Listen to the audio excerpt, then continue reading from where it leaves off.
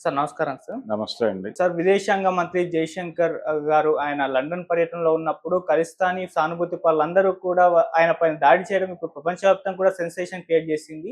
ఎందుకు ఈ విధంగా వీళ్ళు దాడి చేస్తారు? అసలు ఏం జరిగిందని చెప్పేసి కూడా చర్చలకు దారితీస్తుంది. మరి దీని గురించి మీరేం చెప్తారు? దాడేం జరగలేదని అంటే ఆయన నిరసన తెలియజేసే ప్రయత్నం చేశారు అక్కడ కొంతమంది ఖలిస్తాన్ హ్మ్.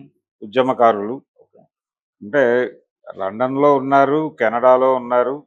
చాలా చోట్ల విదేశాల్లో చాలామంది సిక్కులు ఖలిస్తాన్ మూవ్‌మెంట్‌తో ఇప్పటికీ అసోసియేట్ అయి ఉన్నాము అని చెప్పుకుంటూ ఉంటారు. వాళ్ళ అంతర్జాతీయ కార్యాలయం హ్మ్. కెనడాలో ఉందని కూడా చెప్తూ ఉంటారు.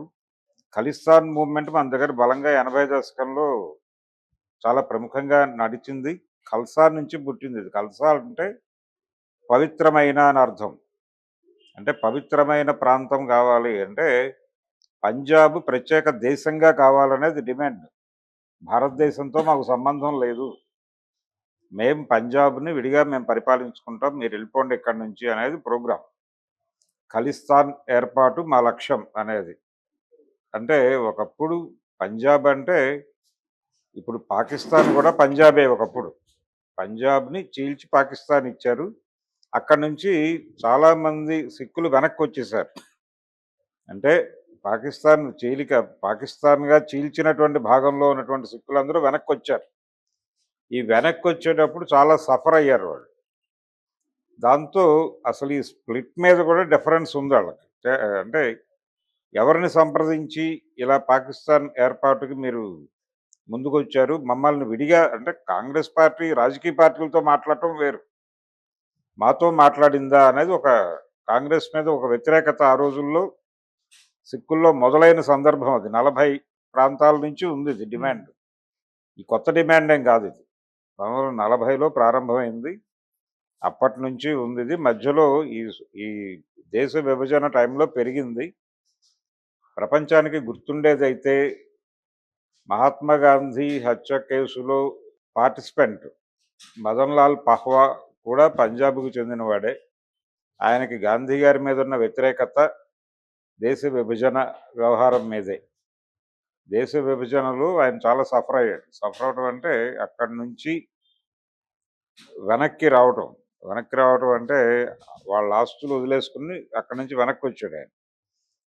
వచ్చేటప్పుడు చాలా దాడులు ఎదుర్కోవాల్సి వచ్చింది ఆయన. చాలా దాడులు ఎదుర్కొన్నాడు, ఘర్షణ పడ్డాడు. వాళ్ళ తాతగారిని కోల్పోయాడు. ఈ పెయిన్స్‌లో నుంచి ఆయనలో ఒక వ్యతిరేకత పోగుబడి వీళ్ళు గాంధీని చంపడానికి స్కీమ్ చేస్తున్నారు అనగానే వీళ్ళతో కలిసిపోయాడు ఆయన. ఈ నారాయణ ఆప్టే వాళ్ళతో కలిసిపోయి ఆ ప్రోగ్రాంలో పార్టిసిపేట్ చేసి అక్కడ బాంబు వేశాడు. గాంధీ గారి వేదిక దగ్గర. జనవరి 10వ తారీఖు దొరికాడు ఆయన. సో అప్పటి నుంచి వీళ్ళకి ఒక కోపం ఉంది. అది నెమ్మదిగా పెరిగింది. ఇప్పటికీ వాళ్ళ మనసుల్లో ఆరనిగాయంగా ఉందది. అంటే ఇందిరాగాంధీ గారు చేసిన మిస్టేక్ ఏంటంటే పంజాబ్‌ని తన కంట్రోల్‌లో తీసుకోవడానికి వీళ్ళని కొంచెం రెచ్చగొట్టింది ఆవిడ. రెచ్చగొట్టి భింద్రన్‌వాలే, సంత్ భింద్రన్‌వాలే ఆయన అమృత్సర్ టెంపుల్‌లో మోహరించి ఉండేవాడు. ఈ ఖలిస్తాన్ మూవ్‌మెంట్‌ని నేను కంట్రోల్‌లోకి తీసుకుంటానని చెప్పి ఆపరేషన్ బ్లూ స్టార్ అనే పేరుతో ఆవిడ సైన్యాన్ని స్వర్ణ దేవాలయంలోకి నడిపింది. అంటే వాళ్ళ పవిత్ర ఆలయంలోకి సైన్యం బూట్కాళ్ళతో ప్రవేశించింది. ప్రవేశించి భింద్రన్‌వాలాని చంపారు అక్కడే. ఆ చంపటం అనేది సిక్కుల మనసుల్లో తీరని గాయం రేపింది. రేపి దాని ప్రతీకారంగానే ఇందిరాగాంధీని చంపారు వాళ్ళు. ఇందిరాగాంధీ హత్య జరిగిన తర్వాత వాళ్ళిద్దరిని ఉరితీశారు. అయిపోయింది అనుకున్నారు కానీ ఇప్పటికీ వాళ్ళ మనసులో భారతదేశంతో మనకు సంబంధం లేదు. ఖలిస్తాన్ ఏ రోజుకైనా సాధించాలి. పంజాబ్ ఒక రాష్ట్రంగా ఉండాలి అనేటువంటి డిమాండ్ ఇప్పటికీ ఉంది. విదేశాల్లో వాళ్ళు ఈ నినాదాన్ని బతికించుకుంటున్నారు. ఇక్కడ కూడా ఆ డిమాండ్ ఉంది వాళ్ళకి మనసులో. అంటే మిలిటరీలోను రకరకాల సెక్టార్లలో వాళ్ళ కంట్రిబ్యూషన్ ఎక్కువ. పంజాబీ సిక్ రెజిమెంట్ ఉంది మనకి. కాబట్టి మా మీద నిఘా ఉంది అనేది ఒక అనుమానం ఉంది అక్కడ. ఆ మ్యాచెస్ అని ఆ మధ్య సినిమా వచ్చింది. అది కూడా దీని మీద డిస్కషనే. ఖలిస్తాన్ మూవ్‌మెంట్ మీద డిస్కషనే. అంటే పంజాబ్‌లో పంజాబ్లో ఉన్నటువంటి ప్రతి ఒక్కడు ఉగ్రవాదే అన్న పద్ధతిలో ఇందిరాగాంధీ గారి ప్రభుత్వం వ్యవహరించింది.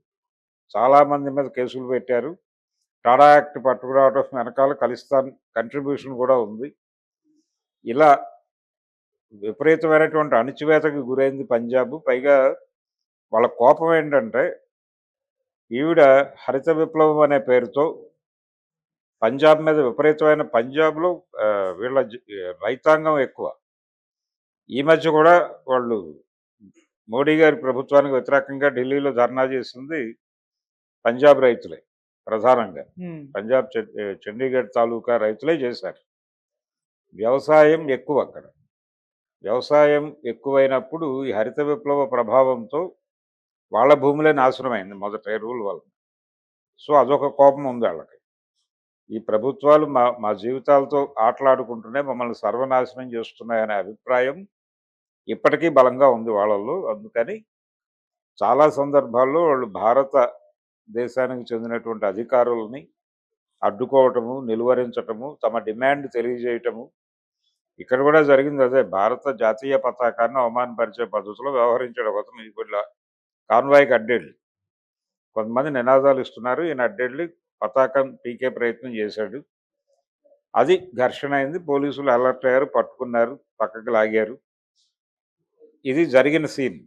దీనికి కొంచెం ప్రపంచం ఉలిక్కి పడింది అంతవరకే. కానీ వాళ్ళేమి ఆయన మీద దాడి చేయటం లాంటిది జరగల. దాడి అని ప్రచారం జరుగుతోంది కానీ దాడి కాదు. అడ్డం పడ్డాడు ఒకతనే. అడ్డం పడి ఆ పతాకాన్ని పీకే ప్రయత్నం చేశాడు అంతవరకే. దాన్ని దాడిగా చిత్రీకరిస్తున్నారు కానీ నిరసన తెలియజేశారు వాళ్ళు బలంగా. ఇది రెగ్యులర్ ప్రోగ్రామే. వాళ్ళు రెగ్యులర్గా ఎక్కడైనా వాళ్ళ డిమాండ్ని ప్రపంచం ముందు పెట్టడానికి ఇలాంటివి చేస్తారు.